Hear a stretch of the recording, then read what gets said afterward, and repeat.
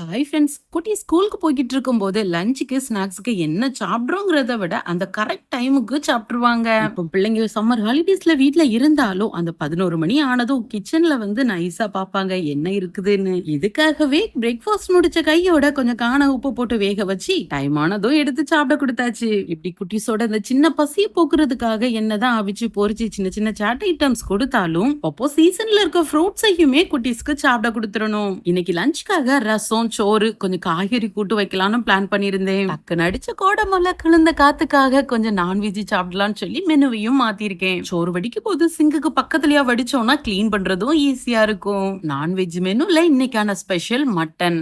இத வச்சு நல்ல காரசாரமா கொஞ்சம் உப்பு பரட்டல் மாதிரி ரெடி பண்ண போறேன். அதுக்காக மென்ஷன் பண்ணிருக்கிற மாதிரி கொஞ்சம் மசாலாக்களை நல்லெண்ணெயில ஸ்லோ ஃபிளேம்ல நல்ல மண வர வறுத்துருதேன். கிளீன் பண்ணி வச்சிருக்கிற மட்டனை குக்கருக்கும் மாத்திட்டு வறுத்த மசாலாவையும் உள்ள சேர்த்து கொஞ்சமா இஞ்சி பூண்டு பேஸ்ட் உப்பு ஒரு கையளவு தண்ணி உள்ள சேர்த்து நல்லா மிக்ஸ் பண்ணி விடுறேன். தண்ணி சும்மா பேருக்கு தொளிச்சு விட்டாலே போதும். நெக்ஸ்ட் குக்கரையும் மூடி அடுப்புல வச்சு ஒரு 6 விசில் நல்லா வேக விட்டுறதேன். 6 விசிலுக்கு பிறகு ஆஃப் பண்ணி ஸ்டீம் போகிறதுக்காக வெயிட் பண்றேன். நெக்ஸ்ட் பேன்ல கொஞ்சமா நல்லெண்ணெய் விட்டு நல்லெண்ணெய் நல்ல ஹீட் ஆன பிறகு கொஞ்சமா கடுகு ஒரு வத்தலையும் கிள்ளி உள்ள சேர்த்து கொஞ்சமா கருவேப்பிலையும் சேர்த்து பொரிய விட்டு தாராளமா கொஞ்சம் சின்ன வெங்காயத்தையும் உரிச்சு கட் பண்ணி உள்ள சேர்த்து நல்லா வதக்குறேன். அது கொஞ்சம் கண்ணாடி பதத்துக்கு ஆன பிறகு ஒரு தக்காளியும் கட் பண்ணி உள்ள சேர்த்து நல்லா வதக்குறேன். அது கொஞ்சம் மசிச்ச பிறகு அவிச்சு வச்சிருக்கிற மட்டனையும் உள்ள சேர்த்து நல்லா மிக்ஸ் பண்ணி விடுறேன்.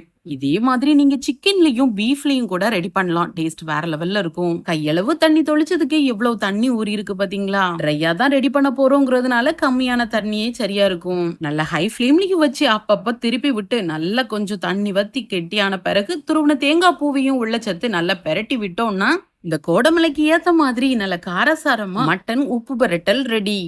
ஒரு 12 மணி ஆனதும் கிச்சன்ல இருந்து இஞ்சி பூண்டு வாசம் வந்ததுமே இந்த குட்டீஸ் கிச்சன் பக்கத்துல வந்துருவாங்க. இன்னைக்கு என்ன ஸ்பெஷல் நாங்களும் கொஞ்சம் டேஸ்ட் பண்ணலாமா? அதுலயும் எங்க ஜெசிகா எம்மா எப்ப ரெடி ஆகும் எப்ப நான் டேஸ்ட் பார்க்கணும்னு வெயிட் பண்ணிக்கிட்டே இருப்பா. நம்ம ஃப்ரெண்ட் ஒருத்தங்க கேட்டிருந்தாங்க உங்களுக்கு எப்படி இப்படி குக்கிங்ல இன்ட்ரெஸ்ட் வந்துச்சுன்னு. நான் பண்ற ரெசிபி எல்லாம் குட்டீஸ் டேஸ்ட் பண்ணி பார்த்துட்டு நல்லா இருக்குன்னு அவங்க கொடுக்கற எக்ஸ்பிரஷனும் அவங்க கொடுக்கற கமெண்ட்டும் தான் கொஞ்சம் கொஞ்சமா இன்ட்ரெஸ்ட் அதிகமாகி இப்போ அவங்களுக்காக என்ன ஸ்பெஷலா ரெடி பண்ணலாம்னு சொல்லி புதுசு புதுசா ரெடி பண்ணி கொடுக்கறேன். இந்த உப்பு கறியை கண்டிப்பா ட்ரை பண்ணி பார்த்துட்டு எப்படி இருக்குன்னு என் கூடயும் சொல்லிக்கோங்க. என்னோட பிளேட்ல அளவான சோறுல கொஞ்சமா உப்பு கறி வச்சு நல்லா மிக்ஸ் பண்ணி சாப்பிடுறேன். அதுக்கப்புறம் ஃபைனலா கொஞ்சமா ரசம் ஊத்தி நல்லா மிக்ஸ் பண்ணி சாப்பிடுதேன். குட்டீஸ் மட்டும் லீவ்ல வீட்ல இருந்து சூடா சாப்பிடல, நானுமே இப்ப சூடாதான் சாப்பிட்டுட்டு இருக்கேன்.